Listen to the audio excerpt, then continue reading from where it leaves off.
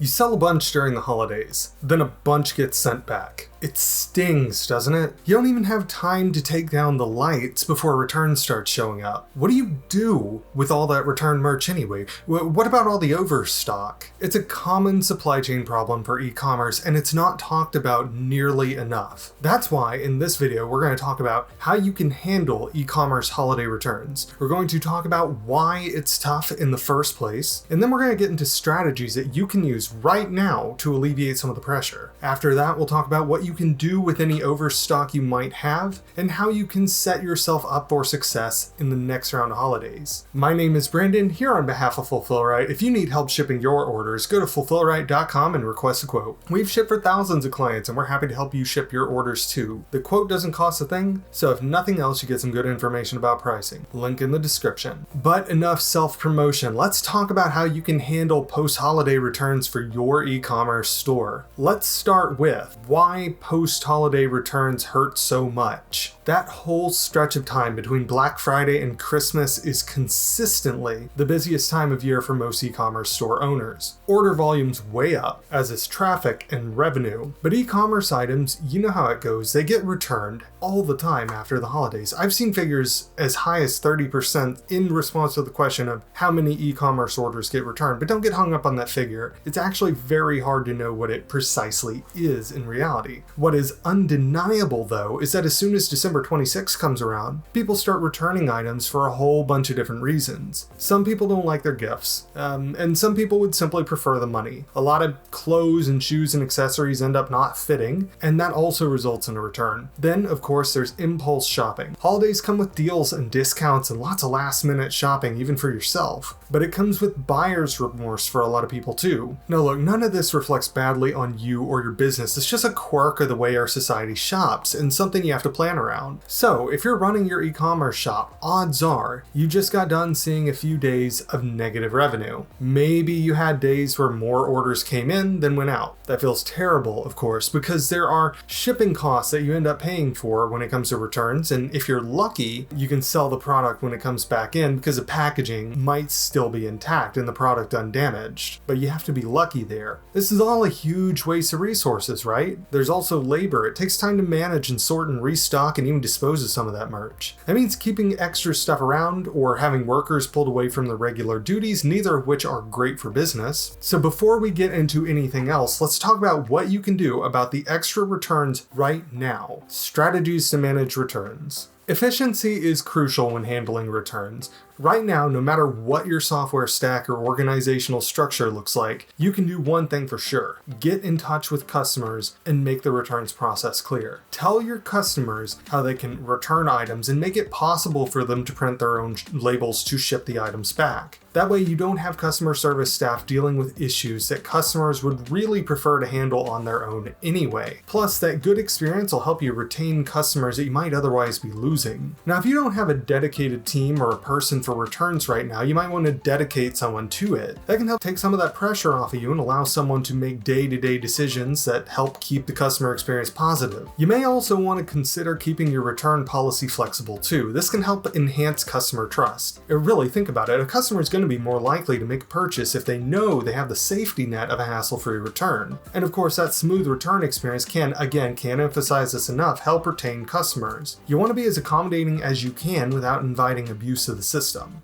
Now for merchandise itself, let's talk about how you can use returned merchandise. So the influx of returned merchandise post-holidays can be a real hassle to deal with, but if you play your cards right, some of those returns might still be sellable. Here are 4 basic things you can do. Reselling. Before relegating a returned item to the back of the warehouse where it's just going to gather dust, take a moment to assess its condition. If that product is in pristine shape, you can probably restock it, and items that show slight wear or minor issues you might be able to refurbish. Small investments in fixing items can help make them sale ready again, recouping potential losses. There's discounts and sales. Everyone loves a good deal. If certain returned items aren't suitable for regular restocking but are still in a sellable condition, consider introducing them at a discounted price. Now this not only clears out your stock, but it also appeals to your budget-conscious shoppers who are looking for quality products at a reduced rate. Bundle offers. You might also be able to get creative with your marketing approach. Pair your returned items with complementary products to create enticing bundle deals. For example, returned handbags can be paired with a matching wallet, and if you offer both of them at a special bundle rate, you can increase the perceived value of that overall order and make it an irresistible purchase for a lot of people. And then there's donations.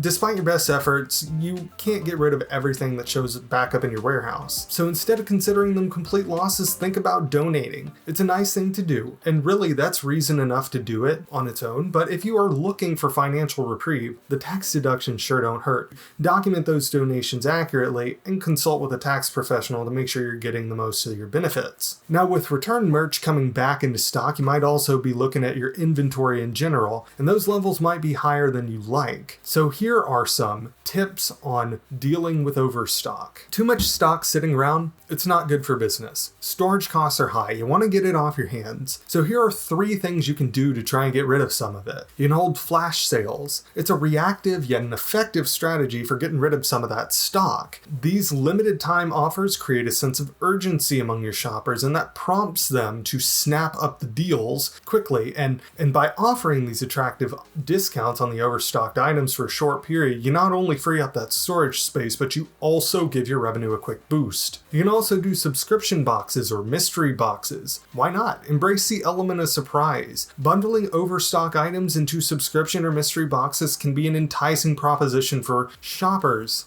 This allows you to move multiple products in one go. Plus, there's also the allure of getting a deal that often attracts new customers. Ensure the bundled items offer value, and you can use this as a way to reduce your surplus inventory while also keeping your customers happy. You can also partner with deal sites. Collaborating with discount or deal websites can amplify your brand reach overall, and these platforms often have dedicated user bases who are looking for deals, which is a great audience for overstock items. And who knows, you might be able to reach an entirely new customer base because you're being a little more flexible. Remember, overstock's an opportunity. You just have to make sure that you really appreciate it for that and don't get too hung up on the inventory costs. Now, with that in mind, once you get through the initial pressure of dealing with returns and overstock, it would be smart to plan for your next holiday season, even if the next holiday on the calendar is Valentine's. Now, here's what you can do to prepare for the next holiday season. Alright, so you want to do this while the last holiday season is fresh on your mind. By the time Starbucks is selling pumpkin spice lattes again, you will have likely forgotten all the things that annoyed you this time around. So here are 6 tips. 1. Collect data. Start with the hard facts. Look at this season's returns and figure out what caused them. Were there particular products that were frequently returned? Were there sizing issues going on a regular basis? Find the trends and you might be able to short circuit them before the next holidays. 2. Talk to your shoppers. Your customers are your best critics. Encourage them to share feedback on product quality, as well as accuracy of descriptions and sizing. Maybe the images weren't clear, or maybe the size chart was a bit off. They'll help you see what you're missing. And by asking in the first place, that'll help you build up credibility with them. 3. Update your return policy. Now, while it's fresh on your mind, you can revisit your return policy. It might be too restrictive and people find it annoying. Maybe it's just not clear, or maybe it's actually too lenient and it's costing you a fortune. No matter what, you want to aim for a balanced policy that's fair to both you and your customers. So make sure it's clearly communicated, leave no room for ambiguity. 4. Train your team. Look, a well-informed team, that's the backbone of a smooth operation, especially during the holidays, which are so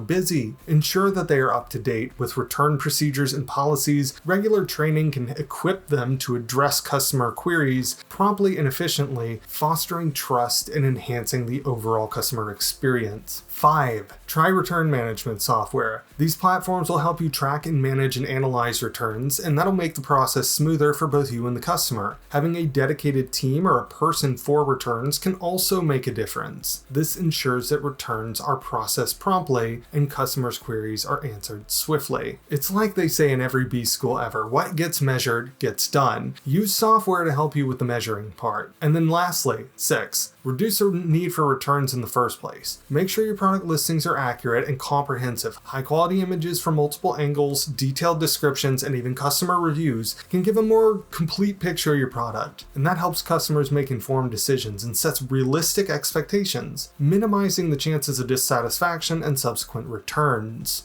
And there you have it. Even if you see a huge rush of returns after the holidays, there are plenty of strategies you can use to handle them. And even inventory that's been sitting in the warehouse too long can provide an opportunity for you to make some revenue. We hope that you can take these tips, ease off your post-holiday pressures, and prep confidently for the next holiday season. My name is Brandon, here on behalf of Fulfill Right. If you need help shipping your orders, go to fulfillright.com and request a quote. We've shipped for thousands of clients and we're happy to help you ship your orders too. The quote doesn't cost a thing, so if nothing else, you get some good information on pricing. Link in the description. If you enjoyed this video, please take a moment to like and subscribe. Don't forget to slap some postage on that bell so we can express ship new videos to you as soon as they drop. And last but not least, if you have any questions, please leave a comment down below. I will personally answer as many of them as I can. Thanks for watching.